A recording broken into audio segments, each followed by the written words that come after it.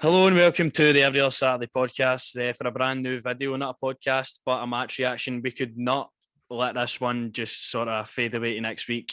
Borussia Dortmund 2, Rangers 4 in the Europa League. That just happened in front of us. If you told me that today, I would have bit your hand off. Probably done more, to be honest with you, if you told me we were going to win and just play how well we did over there. So as always, if you could like, subscribe and share about for us, very much appreciated. And we'll give our thoughts on the game then. So we'll have to start at the very start, although we want to get into the good stuff. The team came out. I know you weren't best pleased with the team at the time. Obviously that changed as the game went on. I felt myself, I would like Amad Diallo in there at the time. Obviously, thought he could have helped us in the counter-attacks and stuff. I thought the midfield was perfect, like just what you want in a away leg, sort of hard and tough and what you need in there. Scott Arfield was maybe the only one I had question marks over, maybe starting the game, just with the pace and that if we're going to be playing the counter. But what was your thoughts on it? I know you had a couple of thoughts. Well, I did have a couple of thoughts, obviously. You know, my thoughts on Barisic. But no, I was a bit the same as you. I thought the young boy should have been playing the night. Listen, I thought the luckiest thing that was going to happen for me today was getting a McFlurry.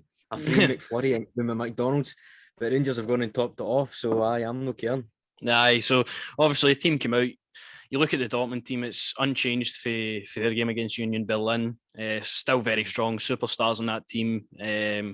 You're thinking, right, we go over there, we can get something. I had a feeling we could get something for the game. I didn't expect it to be a 4-2 lead taking back to Ibrox, of course, but I thought we actually started the game very well, to be honest with you, in the first 10 minutes. Obviously, Dortmund starting to get in the game after that, but we looked as if we were up for it. Passing the ball about, nice trying stuff.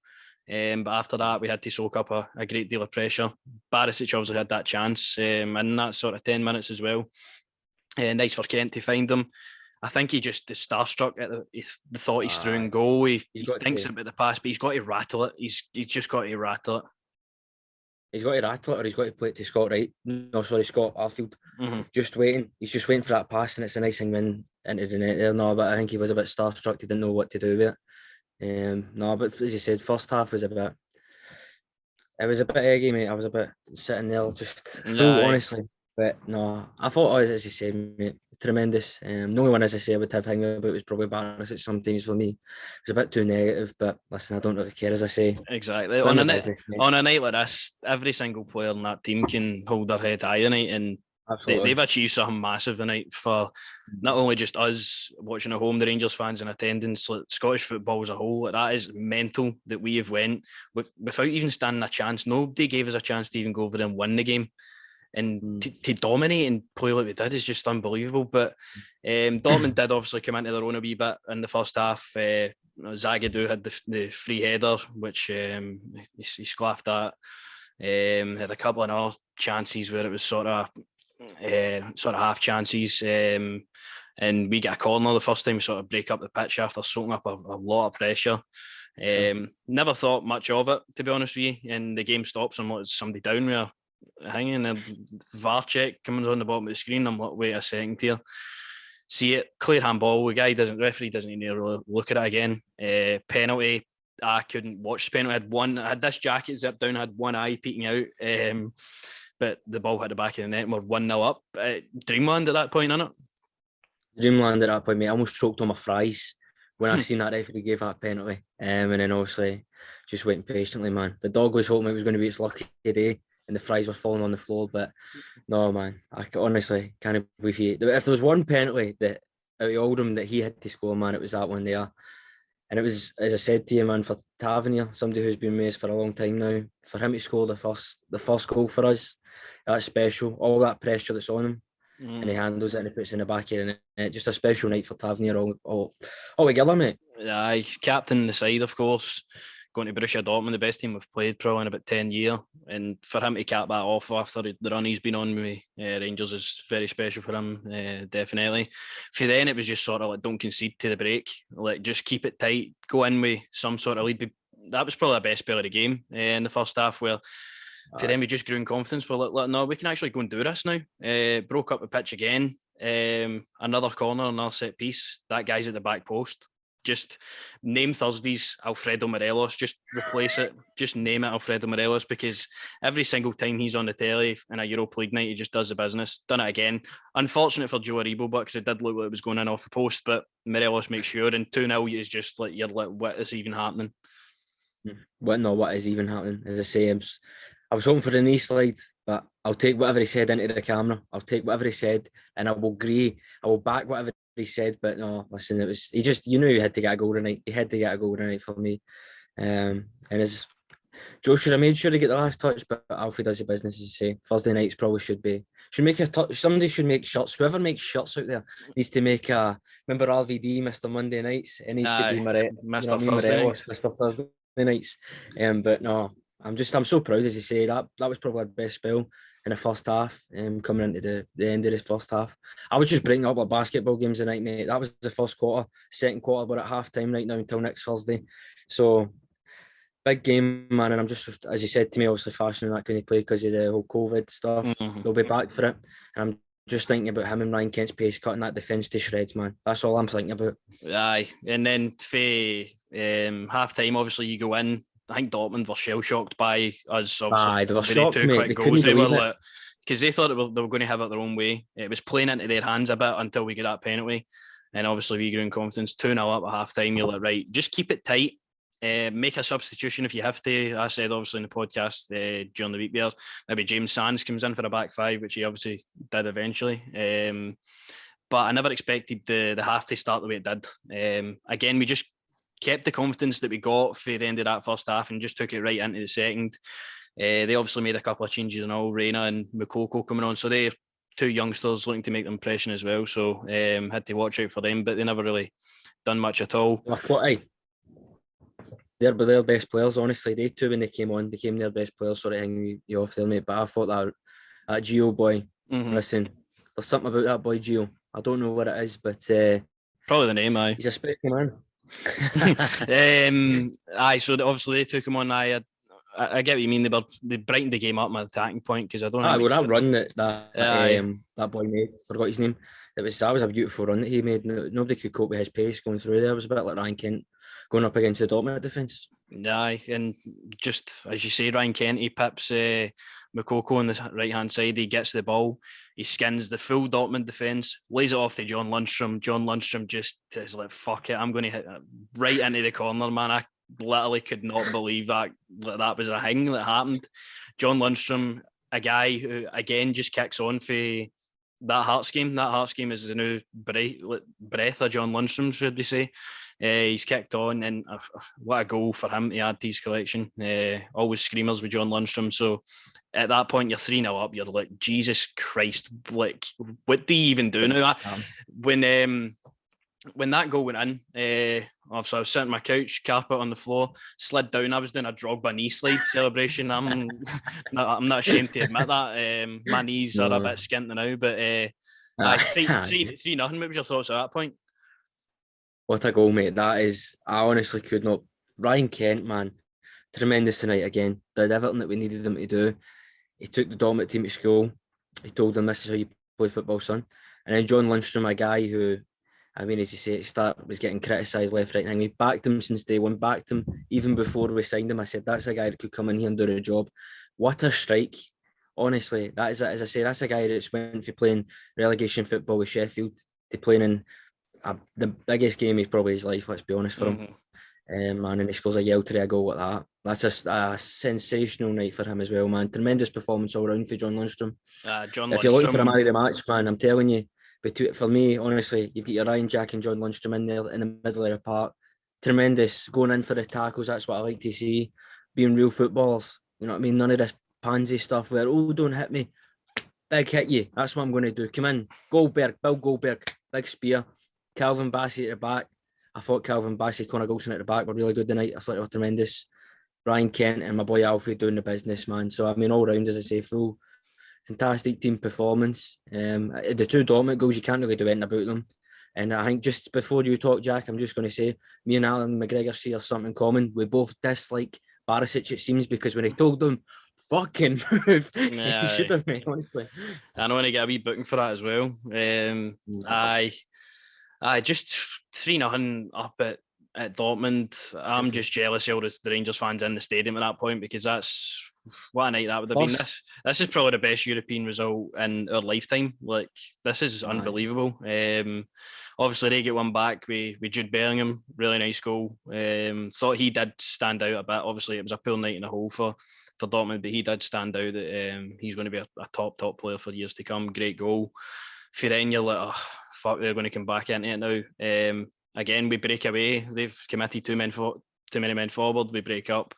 Aribo slides in Morelos, and I think he looked like he was passing to Arfield. He wasn't taking a shot. They chopped it off, and you're like, for fuck's sake. Watch it back. It's a clear goal, and we get the fourth. We're 4-1 up in Dortmund. And it's just, again, more scenes. They get obviously the 4-2 back. Guerrero, really good strike for him again. The Dortmund goals were good. It just shows you the quality they possess. Obviously they were poor the night, but for the return leg at Ibrox, they've definitely got players that could hurt us. Erling Haaland probably is going to be fast tracked now to play that game. Calvin Bassey's got something to say about that. So, but just all round, and then even after they scored that second, it was a bit nervy for us, obviously watching at home, like keeping it tight, not conceding anymore. I mean, that's 2-goal cushion going back to Ibrox is crazy. So keeping it tight was key. James Sands obviously came on, Kamara, Ramsey, Scott Wright at the end, very end there to kill some time. But it was just a masterclass.